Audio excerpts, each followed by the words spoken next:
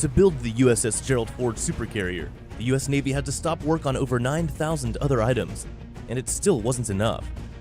The carrier is simply too large, complex, and at $13 billion, too expensive for even the US to develop without hiccups. But despite that, the carrier was already the most powerful carrier in the world before it was completed, and so the US was ready to deploy an unfinished supercarrier out to sea in one of the most unusual deployments in history. With China aggressively expanding its naval capabilities with carrier killer missiles and a brand new aircraft carrier of its own, the Type 003, the US was under pressure to have its most advanced fleet of nuclear supercarriers out of swimming with the sharks, and so they let it out prematurely. When the Ford was commissioned in July 2017, none of its 11 elevators were fully operational, making the carrier, at the time, more of a black luxury yacht than a warship, as it couldn't transport weapons from within its hull to the flight deck where they could be useful. And 2 years after, in 2019, when the supercarrier began its period of post-delivery testing and trials, only 4 elevators were operational while others were being worked on at sea, instead of when the carrier was pierside. And there was more disappointment in the store for the Navy, thousands more, actually, from software-related issues to faulty parts and the premature corrosion of electrical components. And according to the Government Accountability Office, many of these were expected, as the construction of the carrier began in 2005. So many components had already spent more than a decade installed on the carrier before it finally set sail. Surely, repairs were made to the critical components, but many of the less critical ones remained wobbly at the time of the carrier's deployment, even though the Navy was aware of them. The Navy believed that the supercarriers, at only a fraction of its full potential, is special enough to be the beast of the seas, and with the features the carrier boasts of, it's easy to agree that the USS Ford is indeed a special machine. When it comes to new technologies on a complex system, the US usually introduces 2 at a time, but on the USS Gerald Ford, an impossible 23 new technologies. And that's 23 new technologies that each add their level of invincibility to the supercarrier, but 5 of the most notable ones are these. Number 5. Nuclear power. The USS Gerald Ford is powered by the most advanced engines designed to work on water, 2 Bechtel A-1B nuclear reactors. These engines leverage the forever nature of nuclear energy, which enables them to operate for 25 years at a go without refueling, meaning the aircraft carrier would only need to be refueled once in its entire 50-year lifespan of active service. And with a top speed of about 30 knots, the supercarrier has a limitless range that gives it access to virtually every nation on Earth, for friendly visits to allies and untold destruction to foes, portraying the might of the US in super high definition. Number 4. AI and automation.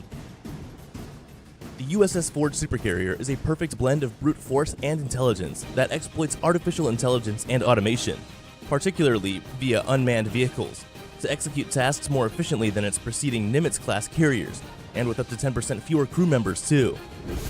With fewer members on board comes more free space in the ship's hull to hold more systems, weapons, life enhancement features such as ergonomic spaces and gymnasiums, which ultimately results in increased quality of life for the ship's crew members.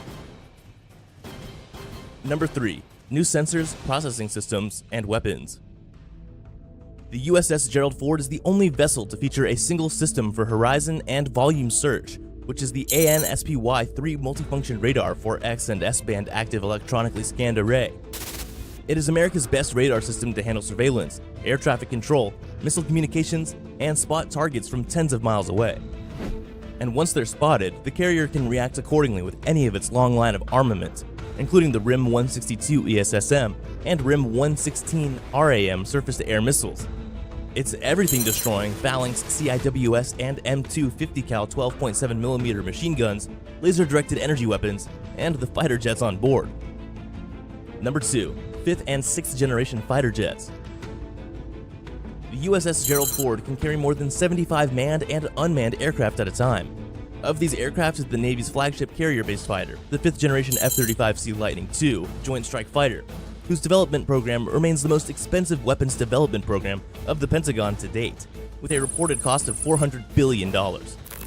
And with such a huge amount came a combo of capabilities that had never before been seen on a fighter, including embedded sensors and vertical takeoff and landing, VTOL.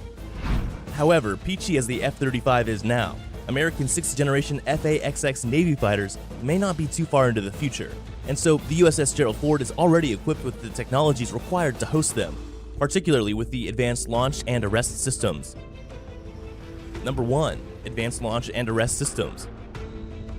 Perhaps the most popular tribalizing features of the USS Gerald Ford are its launch and arrest systems that make the supercarrier compatible with virtually every kind of manned and unmanned aircraft. The launch system is known as the Electromagnetic Aircraft Launch System, or EMALS for short, and it uses linear induction motors to launch all types of fixed-wing manned or unmanned aircraft, a massive upgrade from the steam-powered launch system, which is the next best thing. For the arrest system that will help aircraft slow to a stop quickly when they land, the USS Gerald Ford has its intelligent digital self-diagnosing turboelectric advanced arresting gear for that task, an arresting system that's miles ahead of its closest rival, the Mark 7 hydraulic arresting gear on the Nimitz-class carriers. And the reward for wielding the most advanced launch and arrest systems in the world? 4,100 takeoffs and 16,500 arrests before faults. But that's only on paper. In reality, these systems, like many other factors, have been a source of embarrassment for the US Navy, and a reason that many critics consider the USS Ford an overpriced, time-wasting, giant fiasco. There are actually understandable reasons to be disappointed in the USS Ford. Its launch system, designed to average 4,100 launches between faults, has so far only managed 181. And its arrest system, which should average 16,500 recoveries between failures, managed only 48. The dual-band multifunction radar was also rushed and not fully tested before it was implemented on the Ford, leaving room for a fault in its power regulating system that required the shipbuilders to cut deep into the ship's command and control tower to fix. The reason for such a rush was a scattered timeline that was in every way against what the Navy and the ship constructors had planned. In 2008, the contract for the construction of the USS Gerald Ford would reach Newport News Shipbuilding, the company that designs and builds all American aircraft carriers. The contract allowed for the construction of the warship to commence, even though many of the technologies that would feature on it were only just being developed. This impatience will prove costly, as when the technologies would finally be complete, they would require up to 19,000 design changes to be made to the Ford to integrate seamlessly well. The arresting gear, in particular, whose engineering and manufacturing began in 2005, was expected to be ready in 4 years, but that was overly optimistic, to say the least, as this critical component of the supercarrier would be incomplete for well over a decade and cost more than 5 times more than initial estimates, from $143 million to a whopping $1 billion. The electromagnetic launch system, on the other hand, was months behind schedule, which didn't help with morale either, as these were some of the carrier's pinnacle technologies, failing terribly in timeline, costs, and performance. And that forced some high-level officials such as Senator John McCain, chair of the Senate Armed Services Committee, to admit that the installation of up to 23 new technologies on such a complex platform at a time was a huge mistake, one that had made the risks unmanageable and potentially destroyed the entire program. But the program wasn't destroyed, far from it. Amidst all the trials and setbacks, the USS Gerald Ford would eventually soar to become the most capable aircraft carrier in history, filled with the complete suite of technologies that it was designed to contain. And the supercarrier has since gone through multiple tests in recent years to prove that where it passed in flying colors, surpassed more than 8,000 launches and recoveries, evaluated her engagement with required threats, earned certifications in combat systems area, and completed 18 months of post-delivery trials in the spring of 2021 where over 400 pilots earned their certifications. At this rate of progress, the supercarrier could be ready and certified capable of being deployed into real-life battle situations in 2022, setting the trail for a new generation of American nuclear-powered aircraft carriers powerful enough to level entire cities at the push of a few red buttons. Speaking of red buttons, kindly push the subscribe button below to subscribe to this channel. It helps with the algorithm. And if you learned a thing or two from this video, give it a thumbs up. That'll be all for now. Thanks for watching!